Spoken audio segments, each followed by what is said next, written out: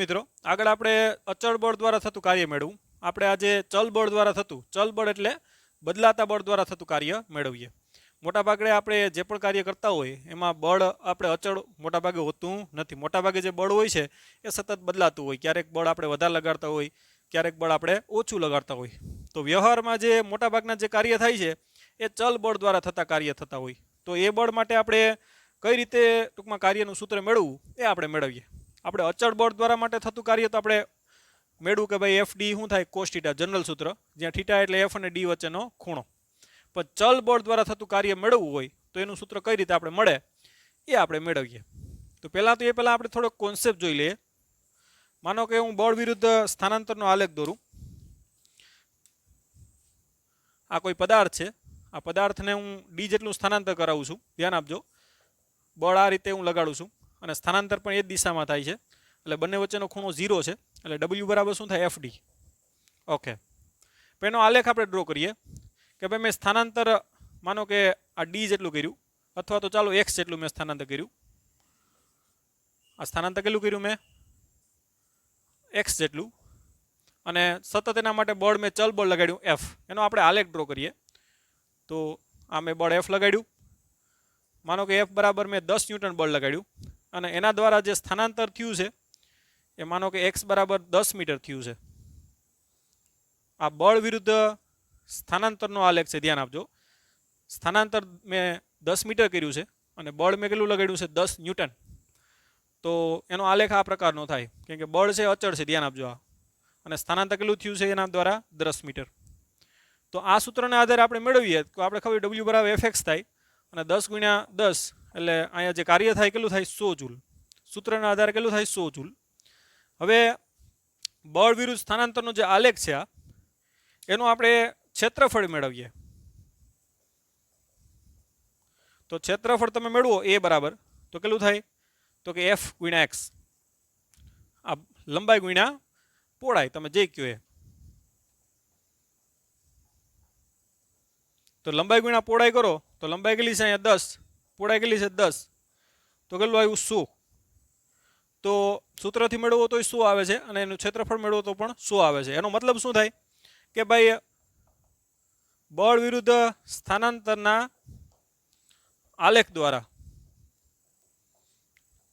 ઘેરાતા પ્રદેશનું ક્ષેત્રફળ શું આપે છે? કાર્ય આપે છે. આ થઈ ગયો કોન્સેપ્ટ કે ભાઈ કોઈ પણ બળ વિરુદ્ધ સ્થાનાંતરનો આલેખ ડ્રો કર્યો હોય અને એના જો તમે ક્ષેત્રફળ એનું મેળવો તો ક્ષેત્રફળ તમને શું આપે? કાર્ય આપે. તો આ એક બેઝિક કોન્સેપ્ટ થઈ ગયો જે આપણે અચળ બળ દ્વારા મેળવો. હવે એનો ઉપયોગ આપણે ચલ બળમાં કરશું. તો કઈ રીતે એ આપણે જોવાનું છે. અહીંયા મેં બળ અચળ લીધું, હવે હું ચલ બળ લઉં. ધ્યાન આપજો,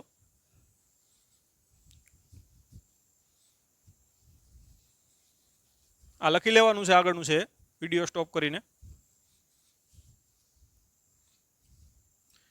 હું કોઈ બળ વિરુદ્ધ સ્થાનાંતરનો આલેખ ડ્રો કરું છું.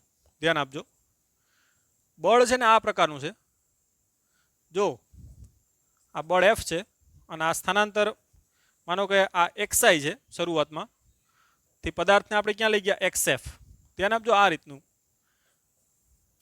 પદાર્થને આપણે પહેલાં આ એક્સઆઈ પોઝિશન ઉપર હતો, પછી ક્યાં લઈ ગયા? એક્સ એફ ઉપર. સ્થાનાંતર તો આ રીતે સીધું જ કર્યું છે, પણ બળ આમાં જે લગાડ્યું છે ને એ અચળ નથી, પણ કેવું છે? બળ આપણે સ્થાનાંતર સાથે વધતું જાય. જ્યારે એટલું સ્થાનાંતર થયું ત્યારે મહત્તમ થઈ ગયું બળ.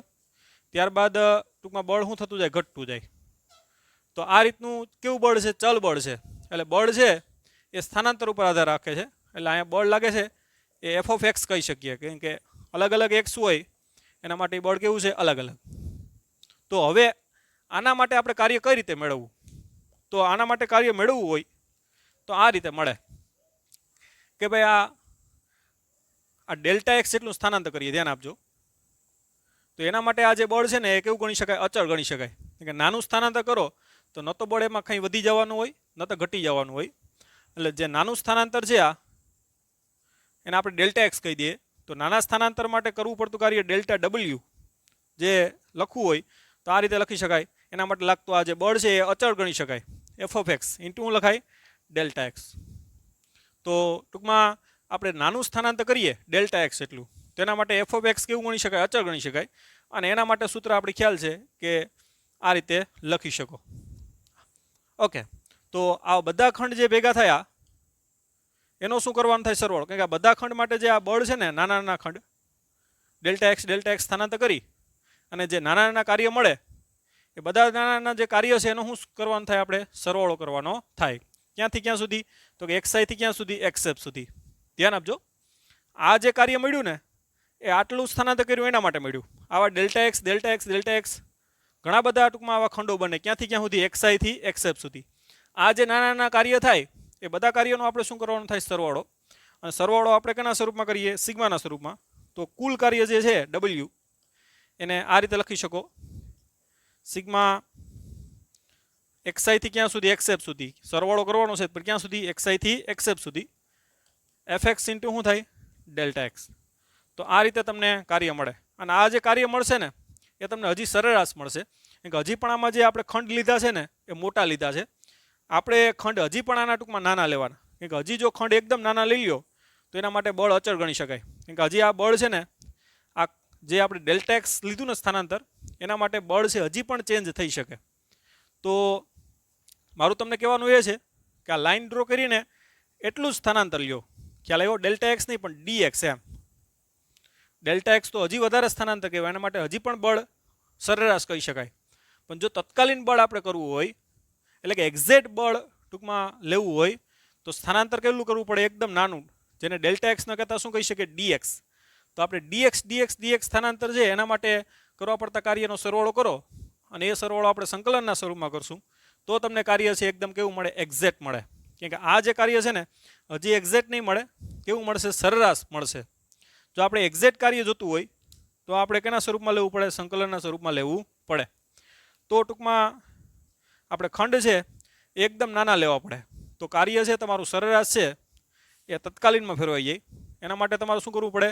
તો કે લિમિટ ડેલ્ટા ટૂંકમાં એક્સ ટેન્સ ટુ 0, એટલે ટૂંકમાં ખંડ કેવો લ્યો? એકદમ નાનો લ્યો. ડેલ્ટા એક્સ ટેન્સ ટુ 0 લ્યો. તો એના માટે આપણે સિગ્મા લખીએ અહીંયા. સિગ્મા એક્સઆઈથી ક્યાં સુધી? એક્સએફ સુધી. F x into delta x. ધ્યાન આપજો, એફ એક્સ એટલે આ ડેલ્ટા એક્સ જે છે ને એના માટે ટૂંકમાં બળ છે, બરાબર? એફ એક્સ એટલે ટૂંકમાં જે પ્રમાણે એક્સ ચેન્જ થાય એ પ્રમાણે આ બળ ચેન્જ થાય, એ બળ અહીંયા લેવાનું થાય. ઓકે, તો આ રીતે જો એકદમ ખંડ ટૂંકમાં નાના લેવામાં આવે તો એને આપણે સંકલનના સ્વરૂપમાં લખી શકીએ. તો ડબલ્યુ બરાબર સંકલનના સ્વરૂપમાં શું લખાય? તો આ જે ડેલ્ટા એક્સ છે ને એ ડીએક્સમાં ફેરવાઈ જાય. તો આપણે એને સંકલન સ્વરૂપે સરવાળો આ લખી શકીએ. જે સંકલનની વ્યાખ્યા મેં જ્યારે સંકલન લીધું હતું ત્યારે પણ આ બધી વસ્તુ સમજાવેલ છે.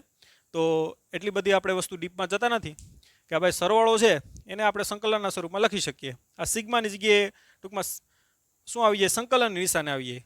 સિગ્મા ક્યારે આવે? તો કે મોટા ખંડ લીધા હોય તો સિગ્મા આવે. પણ એકદમ નાના ખંડ લઈ લઉં, ડેલ્ટા એક્સની જગ્યાએ ડીએક્સ લઈ લઉં તો સિગ્મા સિમ્બોલ છે એની જગ્યાએ સંકલનનો સિમ્બોલ આવી જાય. ટૂંકમાં સરવાળો છે એ સંકલનના સ્વરૂપમાં, એટલે એકદમ નાના નાના જે ખંડો છે ને એના માટે કાર્ય જે મળ્યું ને એનો સરવાળો. અને એ કાર્ય તમારું કેવું આવે? એક્ઝેક્ટ કાર્ય આવે, એટલે પરફેક્ટ આવે. તો આ આવશે F x into delta x શું થઈ જાય? ડીએક્સ. ક્યાંથી ક્યાં સુધી? તો કે આપણે લિમિટ લખી શકીએ. આપણે ખ્યાલ છે કે એની લોઅર લિમિટ બોલાય અને આ કઈ લિમિટ બોલાય? Upper limit. તો આ રીતે ટૂંકમાં ચલ બળ દ્વારા થતું કાર્ય છે એ ડબલ્યુ બરાબર શું થાય? સંકલનમાં ધ્યાન આપજો, એફ એક્સ ઇન્ટુ શું થાય? ડીએક્સ. હવે તમને આ એફ એક્સ છે એ તમને સૂત્રમાં આપી દીધું હશે, રકમમાં આપી દીધું હશે અલગ અલગ દાખલાઓમાં કે ભાઈ કોઈ ચલ બળ છે એ ટૂંકમાં સ્થાનાંતર સાથે આ પ્રમાણે બદલાય કે x² + 2x. તો 2 મીટરથી 3 મીટર સુધી કેટલું કાર્ય થાય? આ થતી બધા આપણા દાખલા જોવાના છે. પણ આ રીતે આરામથી તમે સંકલનની વ્યાખ્યાનો ઉપયોગ કરી અને ચલ બળ દ્વારા થતું કાર્ય છે એ ડબલ્યુ બરાબર ક્યાંથી ક્યાં સુધી? એક્સઆઈથી એક્સએફ. એક્સઆઈ એટલે શરૂઆતની લિમિટ છે, આ અંતિમ લિમિટ છે, f x into dx. Okay, તો વ્યવસ્થિત રીતે સમજો અને આરામથી એને લખો. ઓકે,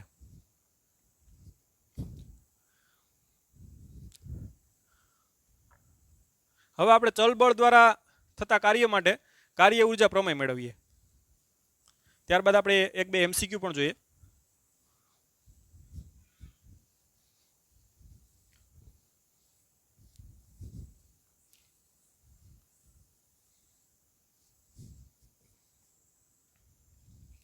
ચલ બળ દ્વારા થતા કાર્ય માટે કાર્ય ઉર્જા પ્રમેય. ઓકે, તો ચલ બળ દ્વારા થતું કાર્ય આપણે ખ્યાલ છે, હમણાં સૂત્ર મેળવ્યું કે W બરાબર સંકલનમાં શું આવશે, fx ઇન્ટુ dx. હવે દાખલા તરીકે તમે પદાર્થને છે એ અહીંયાથી ક્યાં લઈ જાઓ, અહીંયા સુધી લઈ જાઓ છો, અને માનો કે આ ડી જેટલું તમે સ્થાન અથવા જે પણ છે એ સ્થાનાંતર કરાવો છો, અને એમાં જે લાગતું બળ છે એ એફએક્સ છે, એટલે કે એ સ્થાનાંતર પ્રમાણે શું થાય છે, ચેન્જ થાય છે. હવે આ દાખલા કે આ બ્લોક છે એનું દળ કેટલું છે, એમ છે, તો અહીંયા આપણે ન્યૂટનની ગતિનો બીજો નિયમ એફ બરાબર શું લખાય, એમ એ. હવે પ્રવેગ છે એ અહીંયા અચળ નહીં થાય, કેમ કે બળ અચળ હોય તો પ્રવેગ અચળ મળે, એટલે પ્રવેગ અચળ છે નહીં, એટલે એફ બરાબર એમ એ ઇન્ટુ શું આવશે, ડીએક્સ. માનો કે અહીંયા જે એનો વેગ છે એ V1 છે, અહીંયા એનો વેગ કેટલો છે, V2 છે, કેમ કે બળ લગાડ્યું એટલે વેગમાં શું થાય, ફેરફાર થાય. માનો કે અહીંયા હતો ત્યારે વેગ V1 છે, અહીંયા વેગ કેટલો છે, V2 છે, એટલે વેગની જ્યારે લિમિટ આવે ત્યારે વેગના ફોર્મમાં લખશું. અત્યારે આપણે એને એમને એમ રહેવા દઈએ, લિમિટ અહીં મૂકવી નથી. હવે દળ તો બદલાય નહીં, દળ અચળ નીકળી જશે. હવે પ્રવેગ બરાબર ખબર છે, વેગમાં થતો ફેરફારના છેદમાં શું આવશે, સમયગાળો, એટલે ડીવી બાય શું આવશે, ડીટી ઇન્ટુ શું આવશે અહીંયા ડીએક્સ. હવે અહીં તમે ક્લિયરલી જોઈ શકો કે ડીએક્સના છેદમાં ડીટી એટલે તો શું લખાય, વી લખાય, એટલે શું લખાય અહીંયા એમ વી ડીવી. ધ્યાન આપજો કે ડીએક્સના છેદમાં ડીટી એટલે શું લખાય, વી. એટલે તમારે રીઝન બાજુમાં લખવું હોય તો લખ નાખજો કે ભાઈ ડીએક્સના છેદમાં ડીટી એના બરાબર મેં શું લખ નાખ્યું, વી. કારણ કે સ્થાનાંતરનું સમય સાપેક્ષ વિકલન એટલે આપણે ખ્યાલ છે શું આવે, વેગ આવે. તો ડીએક્સના છેદમાં ડીટી એટલે શું થાય, વી, અને જે આપણે મૂકી દીધો એટલે શું આવશે, વી, આના બરાબર વી ઇન્ટુ આ શું આવશે, ડીવી. હવે તમે જો અહીંયા ધ્યાન આપજો, કોના સ્વરૂપમાં આપણે ટૂંકમાં સંકલન આવી ગયું, તો કે વીના ફોર્મમાં. એટલે અહીંયા ટૂંકમાં વેગની લિમિટ આવશે, અહીંયા શરૂઆતમાં વેગ V1 છે અને અંતિમ વેગ કેટલો છે, V2 છે, આ કાર્ય થવાથી. ઓકે, તો W બરાબર શું આવશે, એમ. હવે અહીંયા ધ્યાન આપજો, વીની કેટલી ઘાત છે, 1 ઘાત છે, સંકલન કરો તો વીની કેટલી ઘાત આવશે, 2, એટલે V²/2. ક્યાંથી ક્યાં સુધી, તો કે V1 થી ક્યાં સુધી, V2 સુધી. ઓકે, તો W બરાબર 1/2 ટૂંકમાં 1/2 એમ કોમન આવશે, 1/2 આ એમ. પહેલાં ઉપરની લિમિટ મૂકવાની થાય એટલે શું આવશે, V2² માઇનસ અહીં નીચેની લિમિટ મૂકવાની થાય એટલે શું આવશે, V1². ઓકે, તો W બરાબર શું આવશે, 1/2 એમ V2² માઇનસ 1/2 એમ V1².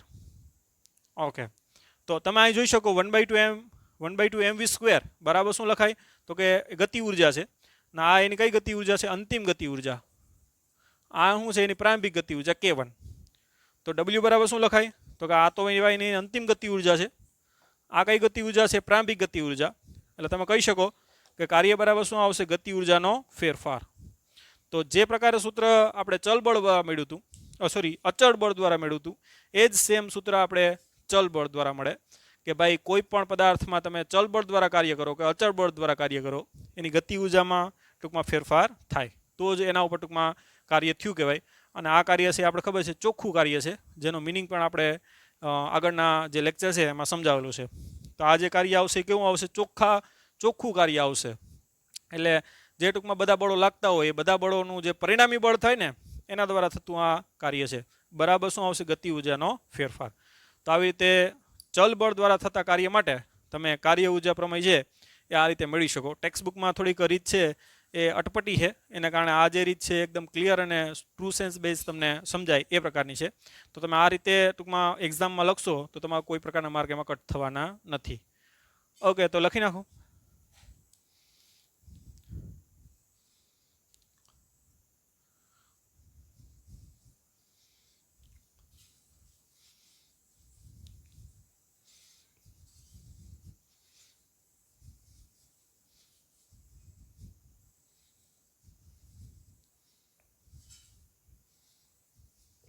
હવે આપણે MCQ જોઈએ 1-2.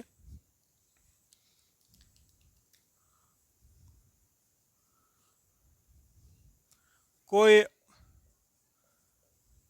પદાર્થ પર લાગતું બળ F બરાબર લાગતું બળ ટૂંકમાં સ્થાનાંતર સાથે પદાર્થનું જે સ્થાનાંતર થાય એ સ્થાનાંતર સાથે Fx બરાબર x square plus x square minus 2x plus 3 newton.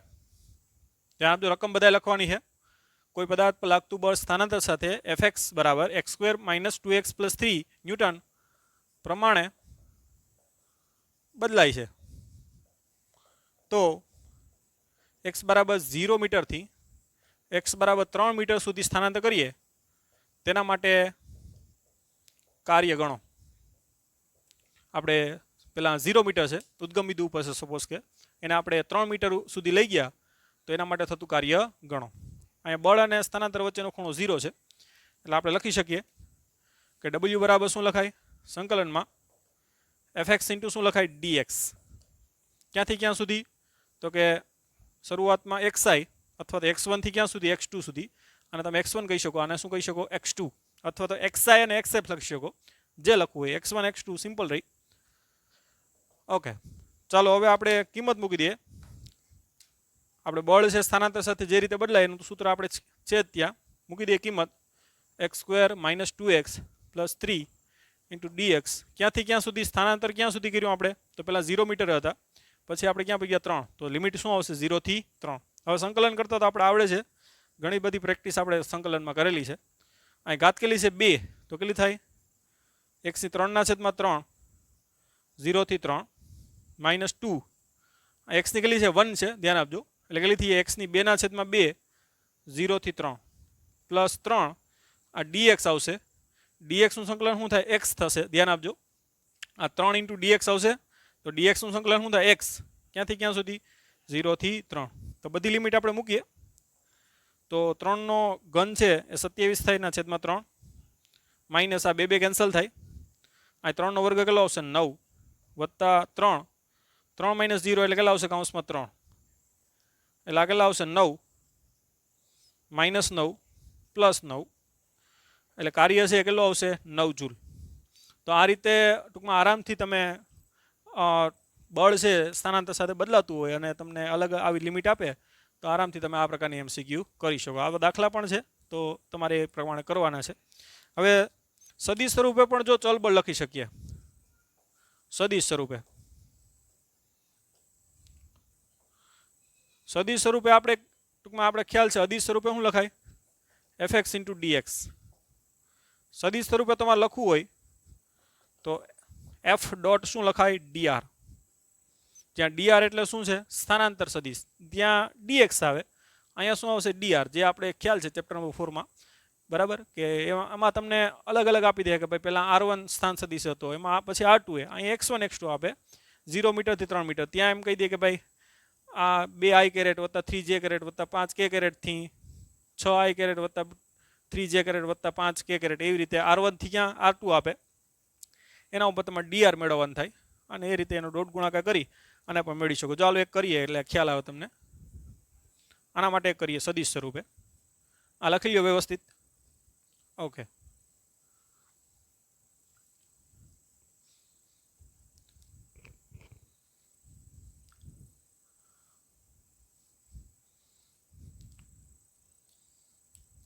કોઈ પદાર્થ પર લાગતું જે બળ છે આપણે સદિશ સ્વરૂપે લખી નાખીએ કે ભાઈ એ બળ છે એ 3i કેરેટ વત્તા 4j caret minus k caret Newton આ પ્રમાણે શું થાય છે બદલાય છે. અને એને કારણે ટૂંકમાં દ્વિપરિમાણમાં ધ્યાન આપજો પદાર્થનું જે સ્થાનાંતર છે પહેલાં સ્થાન સદિશનો r1 કહી દઉં કે 7i કેરેટ વત્તા 4j caret minus 3k caret છે થી r2 8i કેરેટ વત્તા 9j કેરેટ વત્તા 5k કેરેટ છે. ઓકે ટૂંકમાં આ જે બળ લાગ્યું એને કારણે પદાર્થનું જે સ્થાન સદિશ છે પહેલાં r1 હતો પછી r2 થયો તો એના માટે કાર્ય ગણો. તો આપણે ખબર છે કાર્ય w બરાબર શું લખાય સંકલનમાં f ડોટ dr.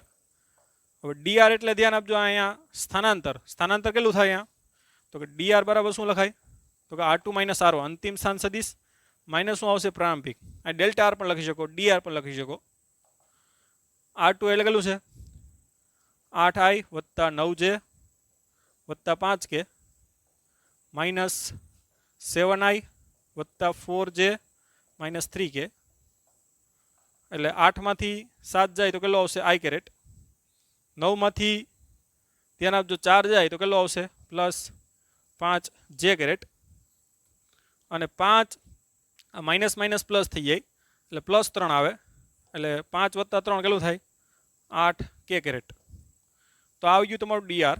હવે એનો આપણે ડોટ ગુણાકાર કરવાનો છે, તો W બરાબર શું આવશે એફ ડોટ ડીઆર. તમે સંકલન સ્વરૂપે ન લખો, ડાયરેક્ટ લખો તોય ચાલે આ રીતે, કારણ કે લિમિટ મૂકવાની જરૂર નથી અહીંયા. ઓકે, તો W બરાબર શું આવશે એફ ડોટ ડીઆર, આ રીતે લખી શકો. એફ એટલે 3i કેરેટ વત્તા 4j caret minus k caret dot આ ડીઆર એટલે કેટલું છે વાસ્તવમાં ચલ બળ દ્વારા થતું કાર્ય થઈ ગયું છે, કારણ કે અહીંયા એફ ઓફ આર સાથે બદલાતું નથી, એટલે થોડુંક ધ્યાન આપજો. આ દાખલો છે એ ચલ બળ દ્વારા નથી પણ અચળ બળ દ્વારા થતું છે, એના માટે કર્યો છે. ચલ બળ હોય તો અહીંયા લિમિટ તમને અહીં આપશે, બરાબર. તો એ પ્રકાર અહીંયા દાખલો નથી, એ ખાસ તમે વસ્તુ નોટ કરજો. આપણે ભલે ટોપિક ચલ બળ દ્વારા જોયો, પણ અહીંયા અચળ બળ દ્વારા માટેનો દાખલો છે આ. ઓકે, તો 3 × 1 એટલે કેટલું થાય 3, 4 × 5 કેટલું થાય 20, અને માઇનસ 1 × 8 એટલે કેટલું થાય -8, એટલે 12 વત્તા 3 એટલે કેટલું આવશે 15 જૂલ. તો આ રીતે સદિશ સ્વરૂપે હોય તો ટૂંકમાં આ રીતે ટૂંકમાં કાર્ય મેળવી શકો. અને દ્વિપરિમાણમાં ચલ બળ દ્વારા થતા કાર્ય માટે પણ તમે લિમિટ ટૂંકમાં આપી દે એમાં કે R1 આ હશે ને R2 આ હશે એના માટે. ઓકે, તો એ પણ ટૂંકમાં આરામથી કરી શકો. જે આપણે અલગ અલગ દાખલા આવશે આના પછી ઉદાહરણ 1 6 છે એમાં પણ એ છે, તો ત્યારે આપણે એ જોશું. તો આજના લેક્ચરમાં આપણે ટૂંકમાં 2 ટોપિક જોયા. એક તો ચલ બળ દ્વારા થતા કાર્યોનું સૂત્ર આપણે મેળવું, ત્યારબાદ ચલ બળ દ્વારા થતા કાર્ય માટે આપણે કાર્ય ઊર્જા પ્રમેય મેળવો, અને આપણે બેઝિક સેન્સ એની આપણે 2 MCQ જોયું. તો આજના લેક્ચરમાં અહીંયા સુધી રાખીએ. નેક્સ્ટ લેક્ચરમાં અહીંથી આગળ વધશું. ત્યાં સુધી bye bye, take care, have a nice day.